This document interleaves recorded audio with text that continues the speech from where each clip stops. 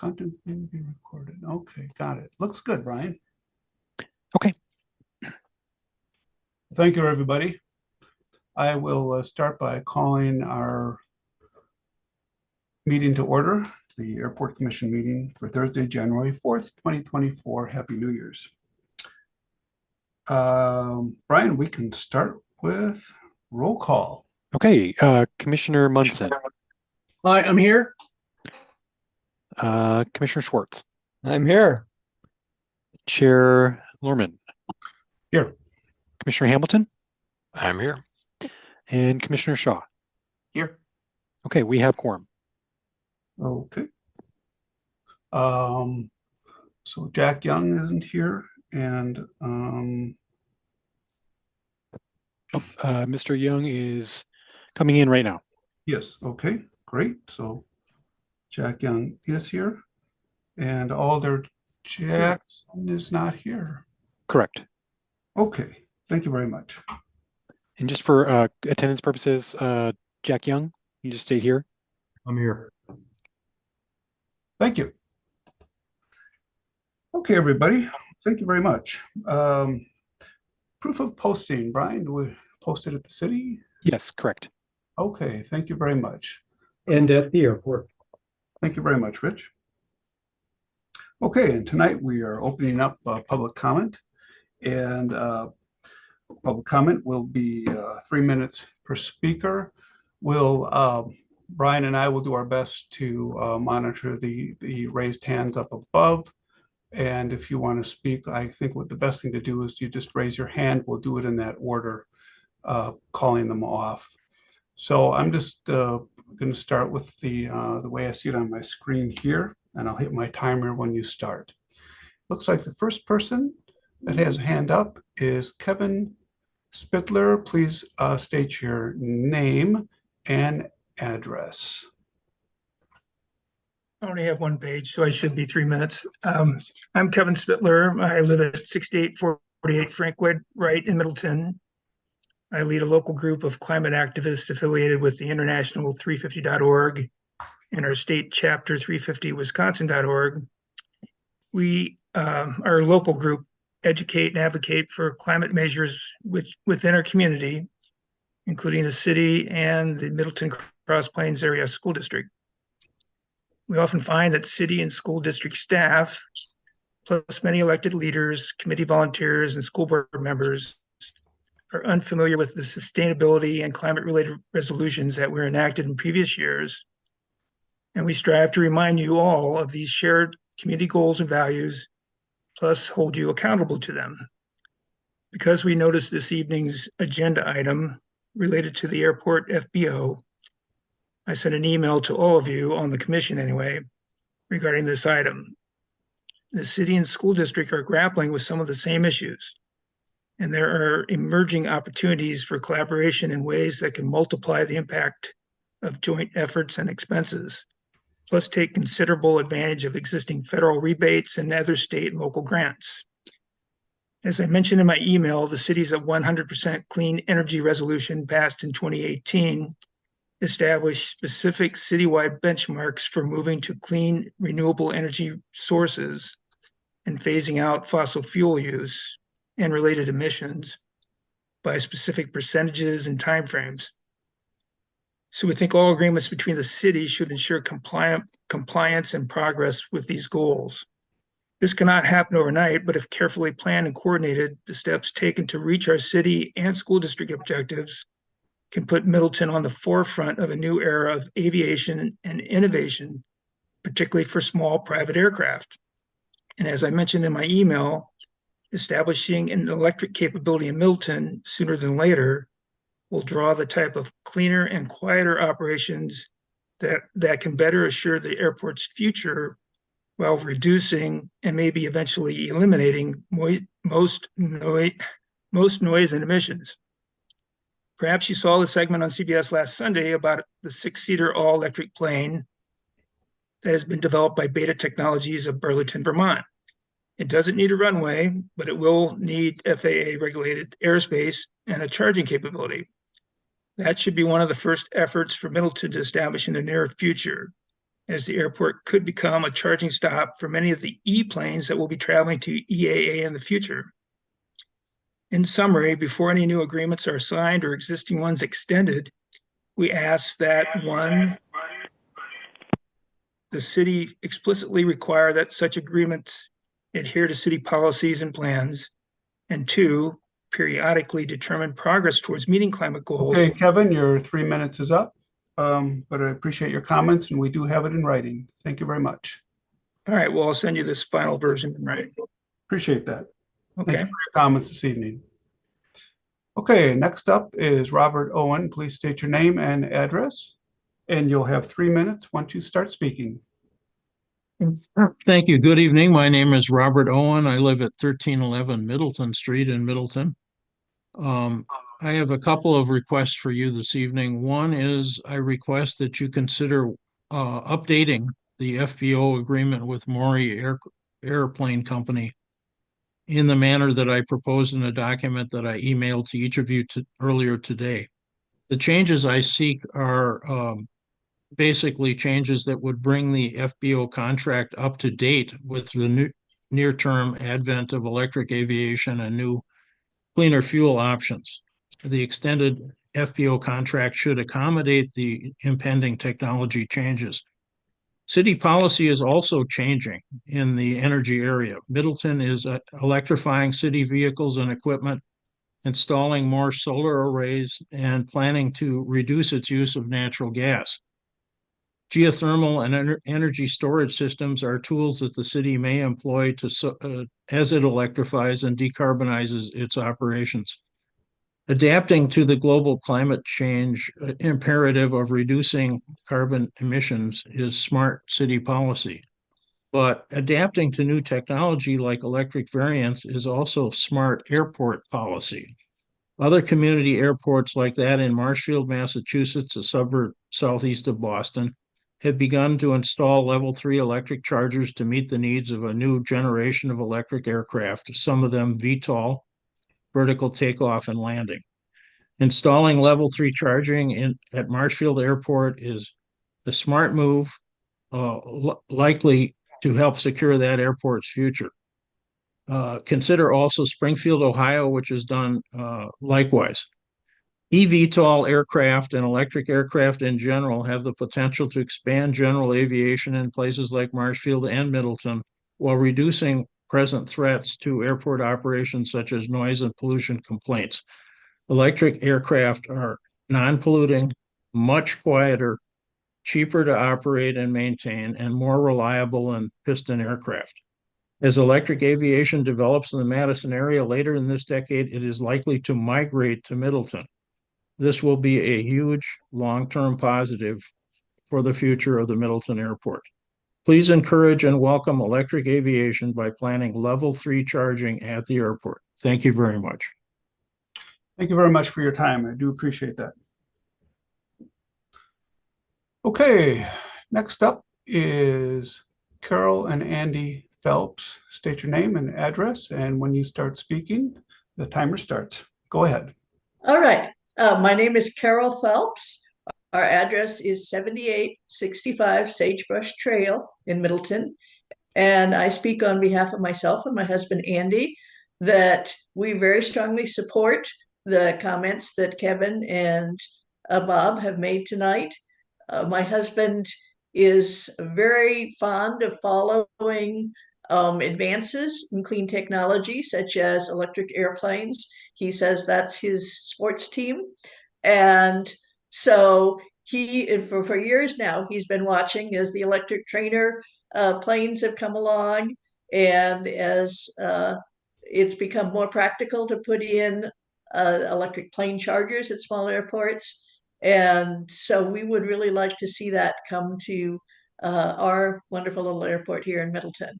We think that would be a great plus, both for the climate change benefits, health benefits, noise pollution, just as has been mentioned before, and also just puts us on the forefront of what's coming along. I'm not sure if you folks realize it, but recently the Middleton mayor went to, I think, Washington, D.C. to receive an award for how forward-thinking in clean energy our city is. And the Madison mayor just went to the International Climate Conference all the way over in Dubai, also because our part of Wisconsin is really out there in front, leading the way on climate action. And I think at the airport, we can continue that. Thank you. Thank you very much. Do we have any other hands up for public comment? Okay, if not, I appreciate public comment this evening. Thank you very much for reaching out to us. And we will now move on to our next item on the agenda. Approval of the minutes. I've reviewed the minutes. About the only thing I really see that needs a minor correction is we had Jack Young marked as present at the last meeting, and he was not. And Jack's here, he can verify that, but pretty sure. Otherwise, I'm okay with the minutes as they were presented. And Commission, if you have any, if you see anything that needs to be updated or amended, please let us know now.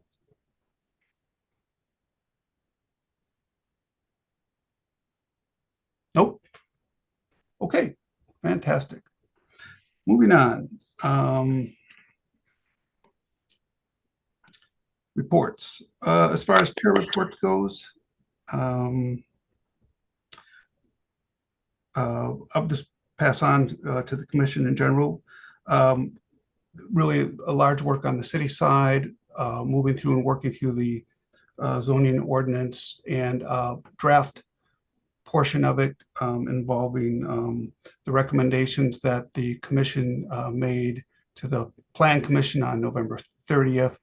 Those have then been parsed through to the Common Council, and that has, at this point, still in draft mode with several other non-airport related things to the zoning ordinance, and it is being reviewed by the city. So there's good progress there, and really not much else to report. Just wanted to say that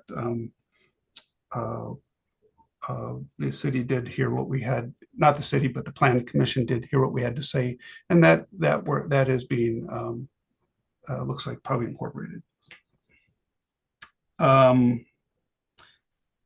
I guess I could ask Brian at this point. Brian, do you have any BOA updates regarding petitions? I mean, I know we're talking out to 2026, 27, but just keeping an eye on it. Yeah, so the one item I'm waiting for some more information from the BOA on is some detail on the cost estimates for the AWOS system and the localizer. Those were two items that we know are kind of towards the end of their life that we need to replace. It would be added on as a separate petition request. So as soon as I have that information from them, we'll look forward to putting a new or an amended petition request in front of the commission. Okay. So we did not petition them for our AWS. I guess we talked about it. Yeah, originally, so we were still waiting to get back some final details from them before we could go through the formal process of petitioning it. So we will be doing that. Okay, Yep. Understood. Thank you very much. Let me see if I have any other items. I see Kevin's hand is up. So that's all I have for this evening under my component. Kevin, did you have something to contribute to my piece of this? Yeah. It's sort of the same question you had for Brian. Is so for the AWAS system, will there be money available for it? I can't speak with any certainty because again, it would come from the state, but they seem to think that the AWS was a supportable project. So as soon as we've got some more information from them, we'll get in the queue for that. Okay, great. Thank you very much. That's all I have. All right. If no one has any comments or questions about my report, next on our agenda is the airport manager's report. Rich has quite a bit to report this evening. Rich, why don't we start with the mundane things, and then you can move on Okay. to non-mundane things, and We will go Brian, with the ordinary. Brian can chime in as well. Brian Gatto, thank you. All right. Again, the December 2023 Airport Manager's Report. From November 28th to December 28th, 2023, 4 individuals made a total of 6 overflight or noise reports. 1 individual made 3. The reports are made via the city site, direct emailing the city via phone, email, and my business email. I responded to all those who wished. No violations of FAA regulations were apparent in the reports. All individuals who requested a follow-up were contacted. December, no aircraft accidents or incidents on the field. Airport maintenance, the automated weather observation system transmitter has been repaired. A faulty power supply was the cause of the outage. It masked its problems by putting out the appropriate amount of voltage, but apparently not enough amperage. So that's taken care of now. Runway and taxiway crack and sealing is needed, but you're going to get a report on that in more detail coming up.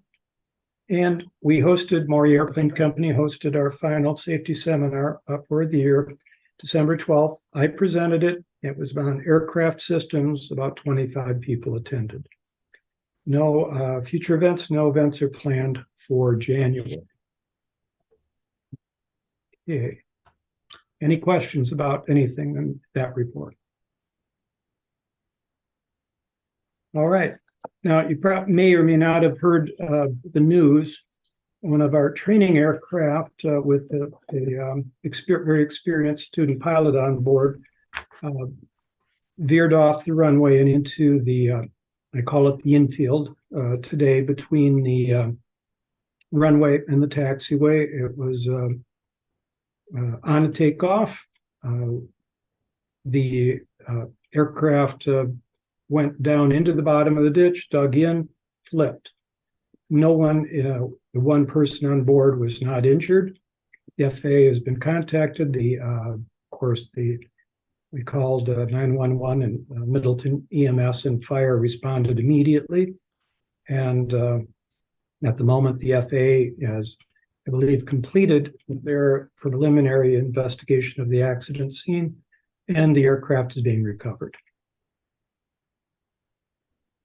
And as for the cause, we won't know until the FAA finishes their investigation.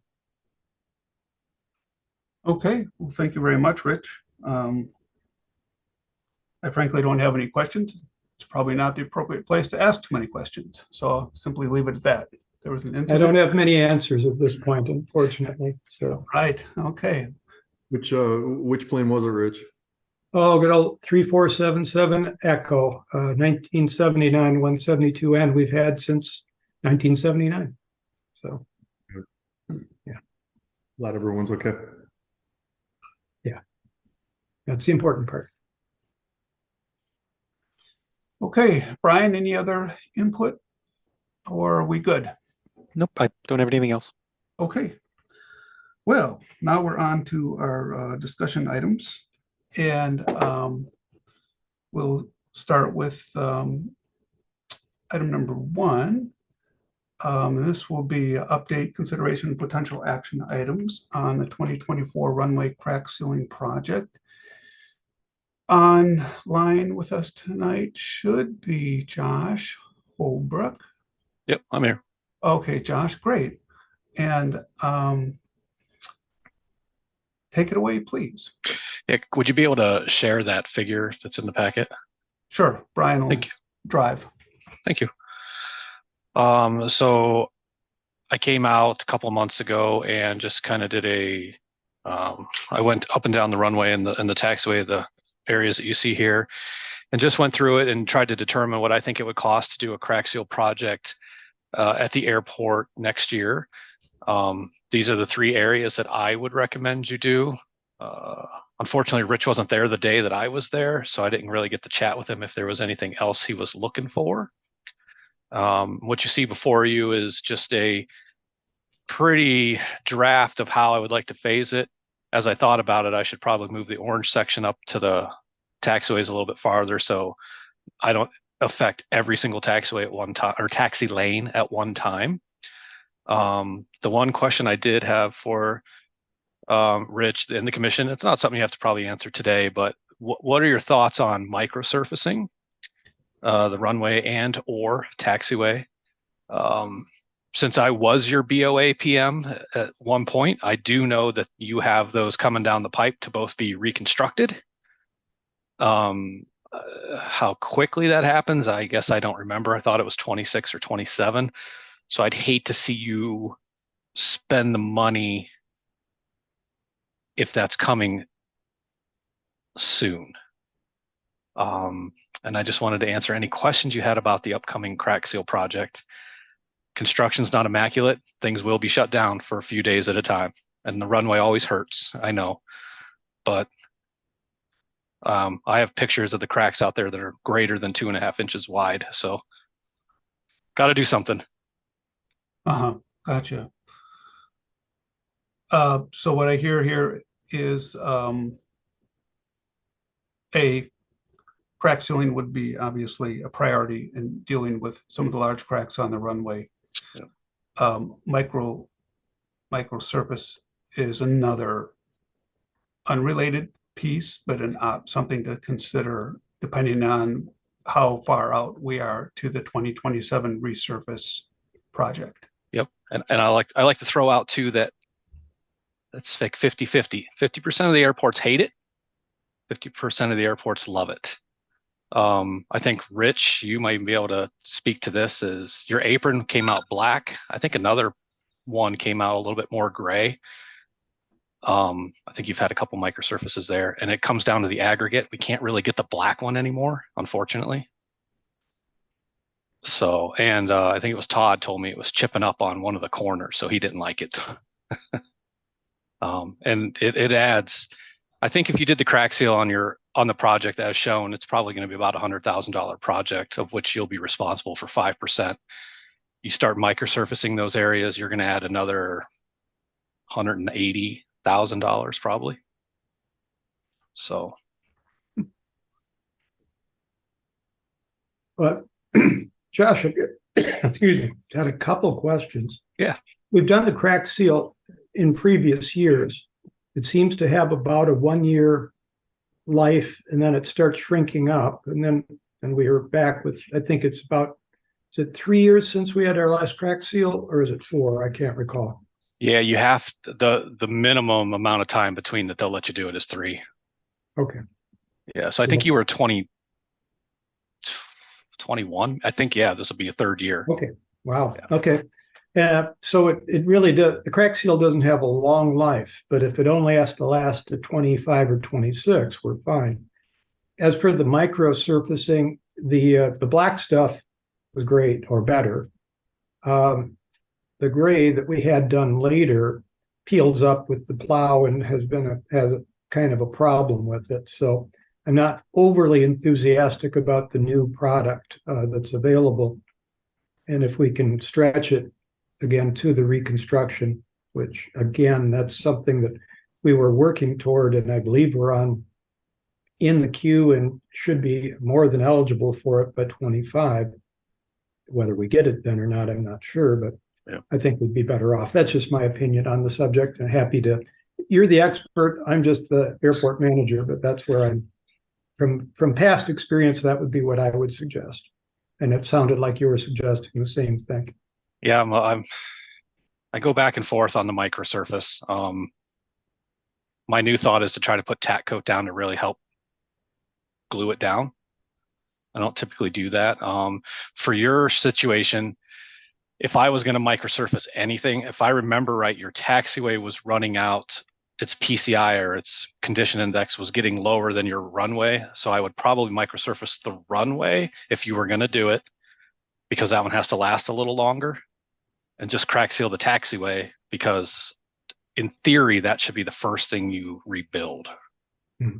But that's why I'm asking people now, because I understand that it doesn't always perform the best at every airport. Well, my understanding was we were going to try to phase it to do both the taxiway and the runway at the same time, but I may be wrong in that. The reconstruct, that is. Yeah, that would make the most sense. So I assume that's not what's going to happen. If I'm being honest with you. Very good. Kevin, your hand's up. Kevin Munson. Hi, thank you. Yeah, so I just want to support Richard. I mean, he's out there, he uses the runway every day, all day long, and he knows best. I mean, I don't know. I don't know which one lasts longer. It sounds like the micro surface or whatever, which I'm not familiar with, I'll be honest, is a little more expensive, and then we're going to redo these runways in a couple of years. I'm just want to put my 2 cents in, and I mean, Rich knows, he's out there using it every day, and I'm not. So just my 2 cents. Thanks. Anybody else have thoughts, questions of the commission? Sorry, Nobody? Mr. Chair, just more of a question for Josh, if I can. Josh, what sort of guidance do you need from the commission, and about when do you need that? Well, the BOA really upped the plan date on us. So if I could know if you'd like, well, I assume you want to proceed with the crack seal no matter what. The microsurfacing, if I could know, say within, you're going to tell me wait till the next commission meeting, but I'm going to say 2 weeks, because I think we have to turn the plans in early February. Okay, that's helpful. Then I guess that my suggestion back to the chair and the body would be, given that timeline, if the commission at least wanted to present their general sentiment on microsurfacing versus crack sealing, that might be sufficient to get us going, at least for now.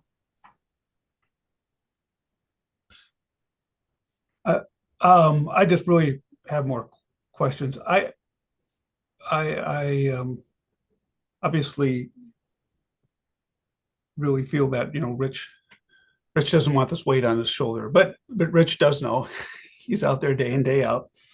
And so really, Brian, from Rich's perspective in terms of what's absolutely needed and has been successful and not successful, but where we really stand financially. I mean, if we can get our petition moving along and we really can get some solid information from the BOA and they say, okay, we'll start, the major resurface project, I think that's really what we need. I mean, so my gut, okay, tells me if the runway resurfacing project gets pushed out, then we really do risk damage to the runway underneath it, which could be more detrimental to our long-term future. So I would be curious, obviously, Rich, and your thoughts on that. So I don't want to spend money where we obviously don't need to spend money if we can get by with crack sealing. Well, David, my thought was, and we had started the process early enough, I thought I guess what we need to do is revisit with the state and see where we are in the queue and when to anticipate. The runway is in better shape than the taxiway.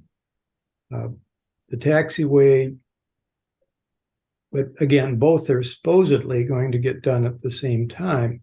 And we had budgeted our money and we're trying to set it all up together to minimize the closure.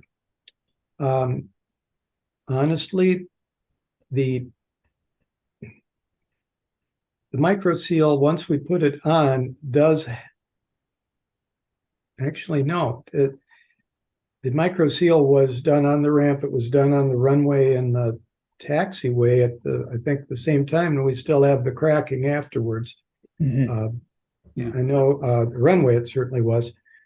So honestly, I'd rather get our bang for the buck, do the crack seal, and if we can get a commitment, more or less, from the state as to we're going to be online for 25 or 26 on the reconstruct. If it's going to go out to 30, yeah, then we better do everything we can to hold it together. So Brian, how do you feel? You think we can? Yeah, I mean, I think The commission best, can give two scenarios here. yeah, I think best course of action would be to say, yes, we're going to proceed with the planning for the crack seal in the interim period. We can reach out to the BOA and see if they can give us some more definitive timelines on our previous petition request that we did last year, where that puts us in the queue, as the airport manager said, for the funding cycle for the future out years, 26, 27, and then make some decisions based off that information. Okay. So we don't really need to vote on anything here. I think it's just a commission general consensus to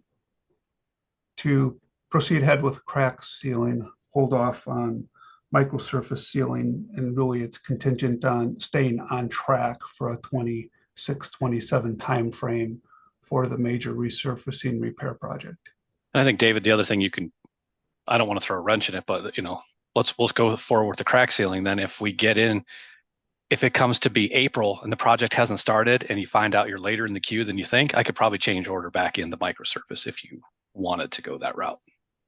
Yeah, no, I mean, that's not throwing a wrench at it. I think it's just, we're just being prudent by getting the sealing done to obviously avoid long-term damage that would make what turns out to be really an economical project, because we're really doing, we're not tearing up the runway. We're really just going to do a grind off resurface out. And so when we want to be able to continue doing that to save everybody money. Sounds good. Thank you. Commissioners, does that message sound okay to you? Please chime in. Okay. Sounds good to me. Yeah, great. Well, thank you. Sounds good to me. I like it. All right. Thanks, everybody. And thank you for your time, Josh. Yeah, thank you.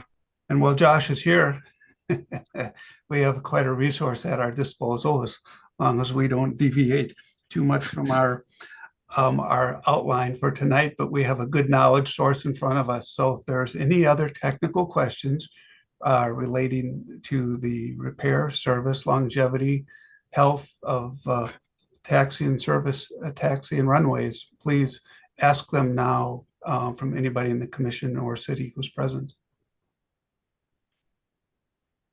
If I knew more, I'd ask you a lot of questions, Josh. I think another thing to consider is if you ever have BOA questions, give them to Rich, and when I see him, he can ask, because I was there for a while. We always have BOA questions. Lots and lots and lots of them. So, but thank you very much. Appreciate no problem. Brian, anything else, or do you think we should move on to? Nope, I think that's sufficient direction for now on that end. So yeah, we're free to move on to the next. Okay. Thanks again, Josh. Appreciate your help. Yep, thank you. Okay, everybody. Item number 2. Consideration of potential action on the amendment to the fixed base operator agreement with Maury Airplane Company. At the October 5th, 2023 meeting, the Airport Commission reviewed and approved a request for Capital Flight to extend a longer term for the SASO.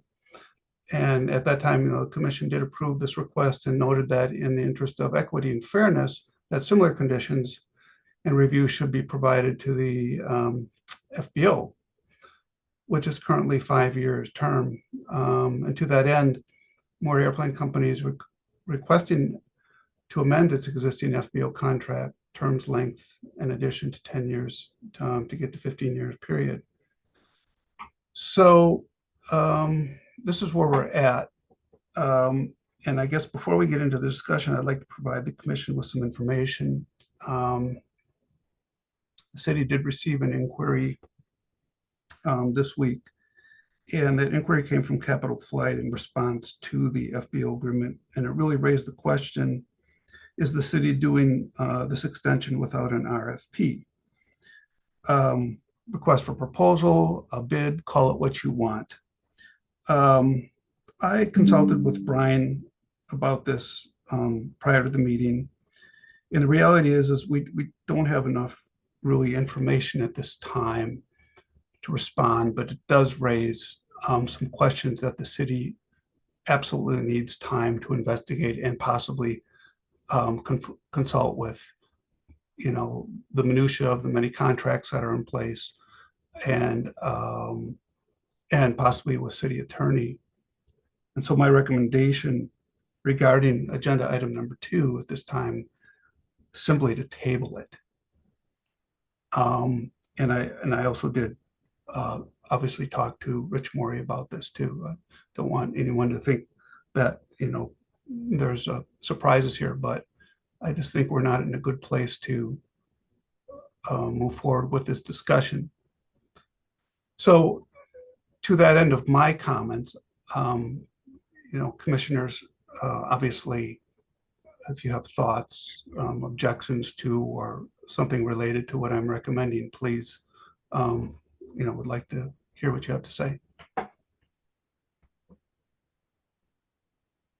And I see Jack's hand is up, and then Dave Schwartz. Go ahead, Jack. Thanks, David. Just a clarification, the inquiry came in related to the Capital Flight's extension, or Capital Flight brought the inquiry to the city? I didn't understand that. I'm sorry. Right. So I'll continue to speak on behalf of the city until Brian says, oh, Capital Flight brought this to the city. Stating, well, if you're going to just, redo or renegotiate, re-extend the FBO, that needs to go out essentially for bid. And so that raised the question, I don't know if we're obligated to go out for bid or not, what the city is required to do at this time. So that's why we are where we're at. Thank you. David Schwartz. Sure. First of all, I think the thought that you've expressed, David, that we need to put this on hold for the moment to investigate these things is certainly appropriate. But since this has been on the agenda and been discussed a couple of times, I guess I would like to know and discuss how the best way to proceed is, so that this does get sorted out, and how we sort it out, whether it requires going to the city attorney to sort this out and find out where we are. So it's not held in limbo indefinitely here, since we had already made a decision consistent with extending it, which may or may not be doable with or without an RFP. But I guess I'd like to make sure we are all on the same page about how to go about that and get this moved along. Great. Yep. Brian. Thank you. So I guess the suggestion would be for the city attorney and myself to do some additional research and provide you back with our recommendation on whether or not this type of contract requires an RFP or not. There's kind of there's kind of two separate questions. There's a legal question of whether or not legally these type of contracts need to go to RFP, and then there's a policy question of whether or not it should. And the policy question would be something that the Airport Commission would weigh in on and provide a recommendation back to the City Council. Separate from those items, there was also some of the public comment brought up this evening about some questions about if and when that contract is renewed or amended or whatever, some additional kind of environmental and sustainability items that could be added in as additional items in the contract. We could also use that time to research those and provide some thoughts and feedback on those for your consideration as well, so that we're kind of doing all the things at the same time. Matt, I see you're off mute. Yeah, I mean, I don't know. We've got some of these other questions to answer. I don't know if this is something that just ought to be thought of, but one of the other more complicated issues that I noted when I reviewed this to do the extension is that we have an existing flowage fee provision that's left in the contract that talks about a 5-cent increase up through December 31, 2026. I did not provide any suggested revision of that because I wasn't sure how that was initially calculated. And there's probably a lot of different ways that might be adjusted, but that's, assuming we get all the other questions answered and we were to go forward with just amending this and extending that, I just want to make sure that that issue is sort of planted in the commissioner's head, that we'll need to kind of figure out how that provision is adjusted, because I'm sure that we don't want to just leave it at the 5 cents from 2026 to 2036 is how this would be increased. So I'm not sure how much of that investigation is going to occur on our end, or commissioners are going to have thoughts, but I just wanted to highlight that as another issue that will ultimately have to be resolved if we extend this agreement. Sure.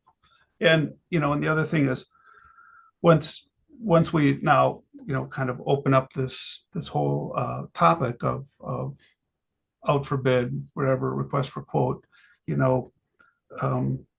does that, are we also handling our SASO then properly too? Is, I don't know, right, is a SASO supposed to then go out for bid and quote?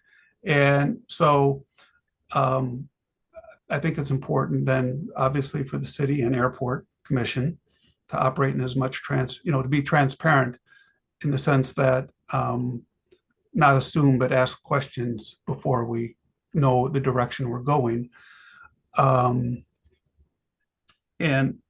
So that was just another thought that came to mind. But getting back to Commissioner Schwartz's comment, I think we do want to keep it moving along with some good constructive advice to the city and to the commission. So we kind of have steps that we can take. And obviously, in all fairness, to now the parties that are having to, deal with this. Obviously, each party has their current contracts in place, and those contracts are not, I don't think there's any imminent issues going on. So, I mean, we have some time. Brian, what do you think? Yeah, I think that's a fair summary. So if the body was inclined, the proper motion at this point would be continued discussion of this agenda item to a future meeting, and that would then allow time for city attorney and staff to research these questions and bring something back to you as soon as it's available, whether that's the February meeting or March meeting, whatever the case may be. Sure. And so really, by me saying table wouldn't have been really the correct route to go. It'd be a motion to continue to a future meeting. Okay, great. Any further discussion from the commission? Rich, are you okay at this time? Okay. We're good with, I like the timeline of having this decided in a timely manner. Yes. Okay, thank you. Okay. Brian, let's restate that motion. And yeah, the proper motion that we would need and need a second on would be to continue this agenda item, consideration of potential action on amendment to fixed base operator FBO agreement with Maury Airplane Company to a future meeting. Okay, so as the chair, I'm asking, do I have a second from a commission member to agree to what Brian? I'll second that, Chair. Okay, Kevin Munson seconds. Okay, so all those in favor, state aye. Aye. Aye. Aye. Aye. Any opposed? Okay, thank you. The ayes have it. And I really appreciate everybody's patience in giving this some thought this evening. I know this is not what we expected, but that's the way life is. Okay, item number 3, review and our discussion, potential action on a comprehensive land use concept and applicability. Chair, this has been brought to me a few times, and I think now we're ready to take a look at it. And Kevin Munson got the ball rolling on this. And Kevin, why don't you start out with your thoughts? Okay, sure. Thank you. So Kevin Munson here. So the one thing that we've discussed over the past few years is a compatible land use plan, and there's a requirement in our grant assurances. I think it's number 21 that we have a compatible land use plan. And I was being a good pilot and reading my advisory circulars and ran across the land use planning advisory circular that was updated in 2022 or 2023. But anyway, it for those airports that accept AIP money, it's now mandated that we have a compatible land use plan. So I'm really not here tonight to discuss the elements of a good compatible land use plan, but more the airport commission's role in advising the city, the owner operator of the airport, to advise the city that the compatible land use plan is mandated by both the advisory circular and the grant assurances. And so that's really where I'm going. I mean, I'm sure there's as many compatible land use plan ideas as there are people, but I'm just at this point, I think it's important that we advise the city that this is a mandate for airports that accept AIP money. And then it's really up to the city. They may say, yeah, sure, let's put together some compatible land use plan for informational purposes, which is fine. Doesn't have to be zoning or anything like that. Or let's not do anything. That's fine. But it's just, as I wouldn't want the commission to be in a position where the city comes back to us, so the owner operator, and said, why didn't you advise us that this mandate exists? So that's where I am. I'm really not in a position to discuss what the current standards are, even though they've been out there for quite a long time, but more that we should be advising the owner operator of the airport that a compatible land use or CLUP is required. Is there any questions? Commissioners, thoughts along that line? Did you all have an opportunity to review AC 150, 5190-4B? I did. And I also looked at the examples, and I also did look at other plans, at other airports and around the state. Even La Crosse has one.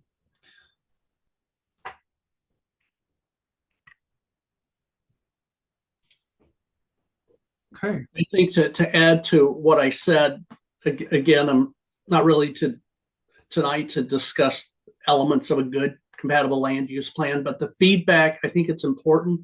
We've had a lot of feedback, especially back in the days where a lot of people got up and spoke about the airport, and there was a reoccurring theme. And Rich, maybe you can back me up on this or refresh my memory, but a lot of times people would say, well, I moved into my house a year ago or two, I didn't know that there was noise issues, or I built my home near the airport and I wasn't aware. And so this was consistent feedback that we received from the public, that in general they weren't aware of the noise that the airport produced. It wasn't, there really wasn't issues with safety, but mostly noise. And even to the extent that COVID hit, and so a lot of people were working at home, they said, we didn't know that the airplanes flew over our homes during the day. We've lived in our homes for years. So it's just if for no other reason, the CLUP is an informative tool to let people know what's considered, to today's standards for our length of runway, what's considered compatible development around the airport. So we have received that feedback that we would probably really benefit. So I don't know if that makes a difference. So there's a practical need for it, and then there's a regulatory need. And so just wanted to throw those two elements out there. Okay, well, thank you very much.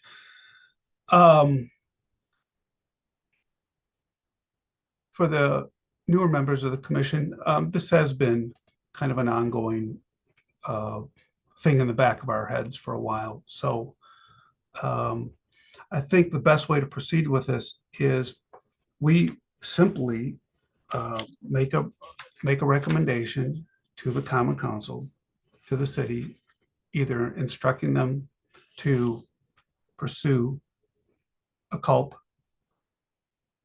and that's it. Let the city just take it from there. And and if there's no other discussion, I think let's just make a motion to do that. And yeah, and it maybe could even, I'm sorry, I didn't raise my hand if I cut Okay. anything off. And I think even more simple per the, Article 21 and the advisory circular, a CLUP, a compatible land use plan is expected for our airport. So, something as simple as that. If, perhaps David Schwartz would have a better way to word that motion.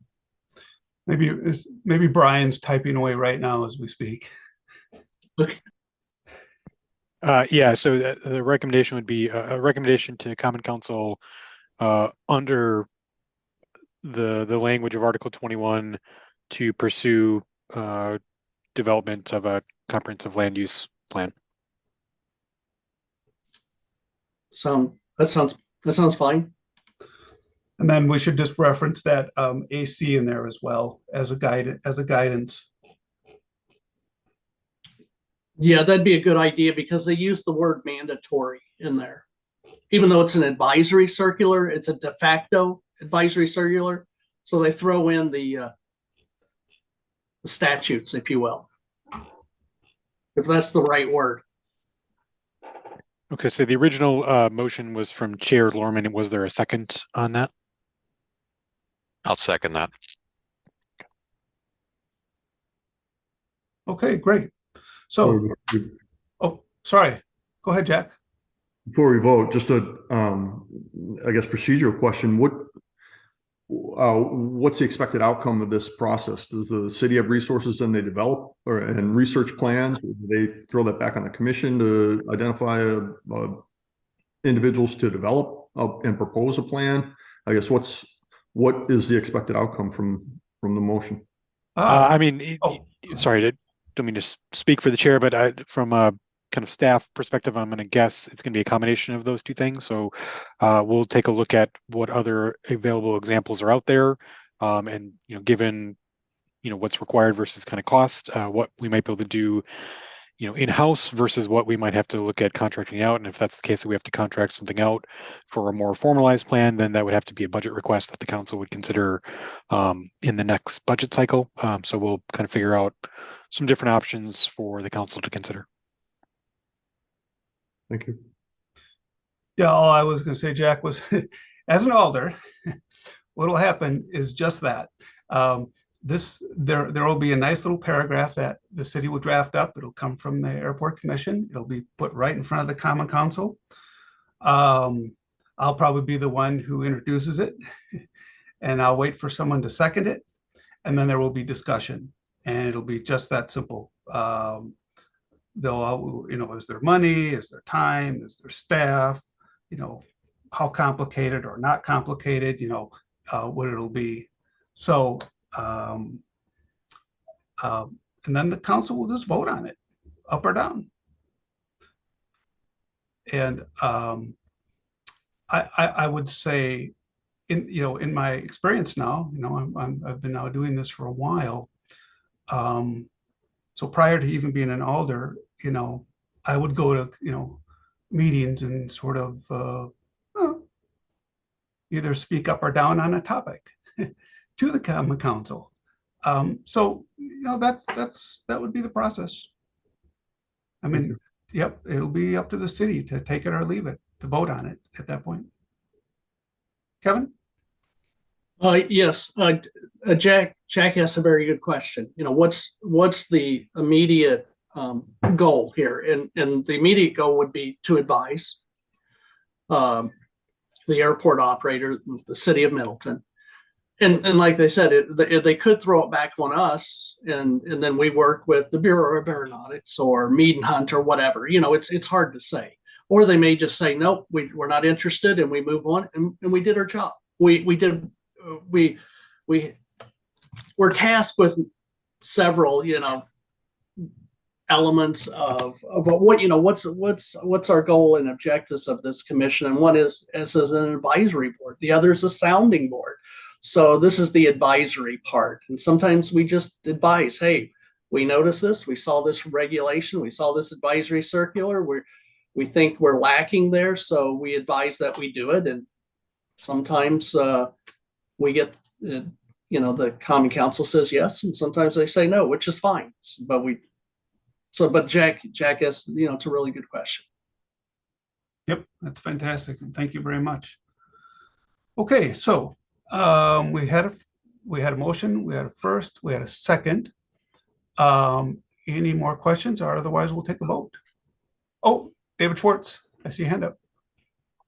Sure. There's been enough discussion and this kind of somewhat technical, and so I'd like to ask that the motion be read again before we vote. Absolutely. Brian? Okay, so the motion would be a recommendation to the Common Council under the language of Article 21 of our grant assurances and AC Circular number 150 for consideration to develop a comprehensive land use plan. Okay, so I'll restate that to the commission. Do I have a second? I'll second. All right, thank you, Brian. Okay, all those in favor of recommending to the city that they investigate and develop a comprehensive land use plan for the airport, say aye. Aye. Aye. Opposed? Okay, thanks. The ayes have it. Thank you, everybody. Appreciate that. Item number 4.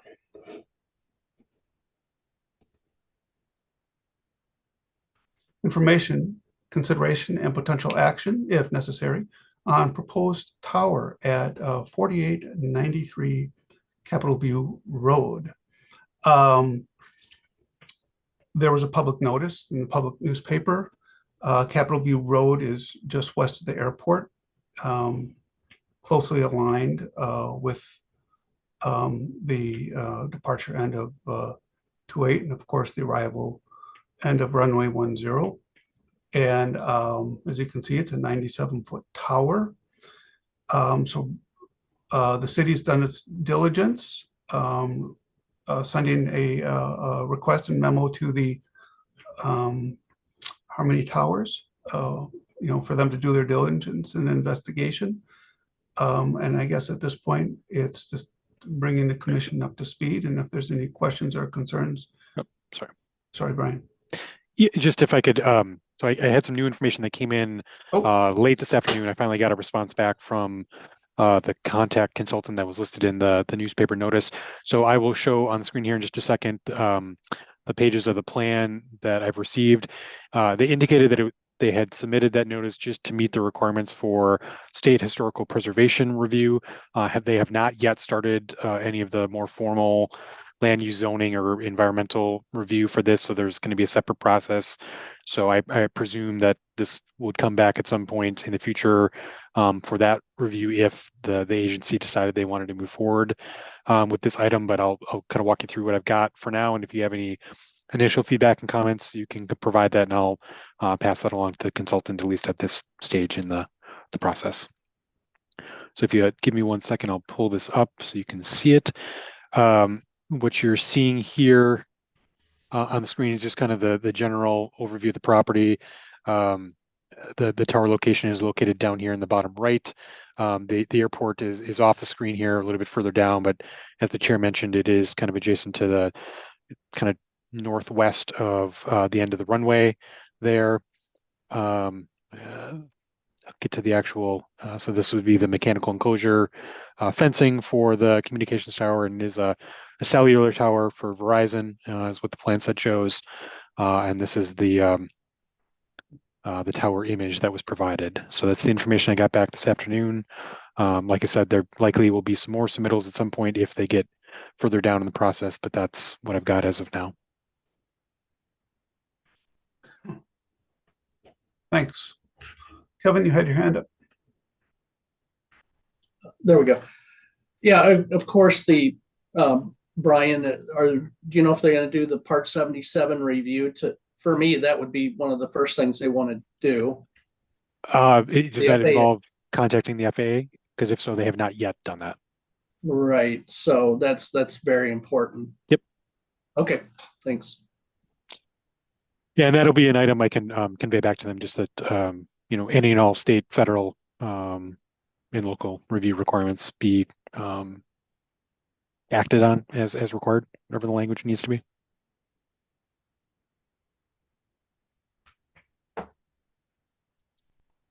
Okay, Rich, did you have any thoughts? 100 feet object out on Capitol View Road? It should not be an issue because, again, those high power lines are higher than 100 feet, if I remember correctly, the towers. Again, the FAA review will tell the tale whether it should or shouldn't go up. And if the review comes back good, there's nothing we can really legitimately do to protest it. If it doesn't come back good, then it shouldn't go up. Thank you for that clarity. Okay, if there isn't any other questions from commissioners, then we can move on to item number 5. Discussion and potential action on incorporating information on unleaded fuel on the airport website. We already have gone through this exercise as a commission. We did I think a really nice job with our noise abatement FAQ. This is an ask that I've brought to the commission and to the city, just along the exact same route. This is an FAQ not for the aviators, but it's for the general public, so they understand, essentially why there's 100 low lead fuel, and why in all cases 94 UL can't be used in all airplanes. Why, for example, isn't the 100 UL available, for example, and of course, I think it would be important to have a concise and proper response to the EPA endangerment finding, because it's like all things issued, it's a long technical document, but I think it would be important to really have a concise statement of fact of what that is and what that means for piston powered aircraft. And that's about it. Thoughts from the commission?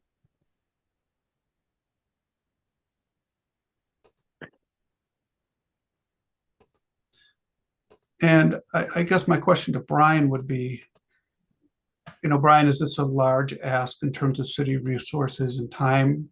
Or is this something the city is just willing to put some time into to add a snippet on the website? Yeah, I mean, I think that we have gotten some resources from Eagle and some others just kind of describing where things are at on the 100 UL development process. So, we can use that as some material to work through. I'll work with our communications manager and other staff here to start to put together some information. And as soon as we've got a draft that's ready, we'll bring it back to the commission for your review and comment.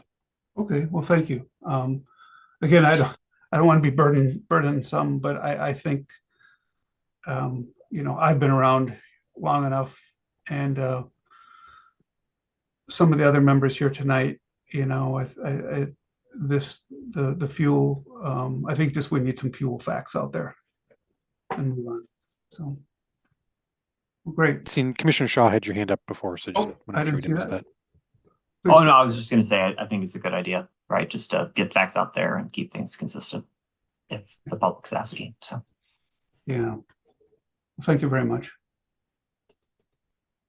Brian Hamilton. No, I agree. And maybe just add some language to based on maybe what the FAA has. If it's like giving a reasonable timeline of this, it's not an overnight, and there's, is it a 10-year transition? Is, just some sort of at the moment kind of expectation, where we're at the moment, if there's anything that the FAA has put out, because as we know, this is not, going to happen in a couple of years. So just sort of some sort of reasonable time frame, if that's possible. So. Yeah, I think there's enough information out there to give a sense of that. Thank you. Okay, well, if there's nothing else on that, we can move to, let's see here. Sorry about that. I did review the finances. Nothing exciting there. Thank you. We're on track. Expenses are consistent. Brian, do you have anything to add? I do not. We will get some, I'm sure, final invoices in, in the next couple of weeks, given the end of the year, and we'll update for December once we get those, but nothing out of the ordinary. Okay, great. And just to the rest of the commission, the city has been wrapping up its enormous amount of heavy lift on their working through their budget. So, and they've got that done, and nothing to report involving the airport. Just all kind of business as usual. And I thank the city for their very hard work on it. Thank you again. Future event agenda items.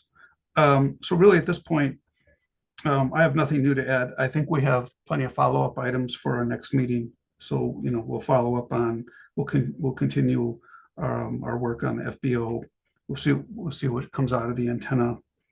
I might have a report for you by then regarding the CULP. And if Brian and staff has time, they'll make some progress on the UL FAQ. And just my comment to the public here, we will always, we hear you, and we will always review and take into consideration everything you say for our future agenda items. So thank you very much. So at this point, we have to convene to a closed session. Brian, please take over. Yes, thank you. So what we'd be looking for is a motion and a second to convene into closed session. This would be pursuant to sections 19.851E and G, Wisconsin statutes, 19.851E for deliberating or negotiating the purchase of public properties, the investing of public funds, or conducting other specific public business whenever competitive or bargaining reasons require a closed session, discussion of potential purchase of property within the runway protection zone, and 19.851G for conferring with legal counsel for the governmental body who's rendering oral or written advice concerning strategy to be adopted by the body with respect to litigation in which it is or likely to become involved. The commission will discuss litigation matters concerning runway protection zones. So I need a motion and second on that, and we'll do a roll call vote.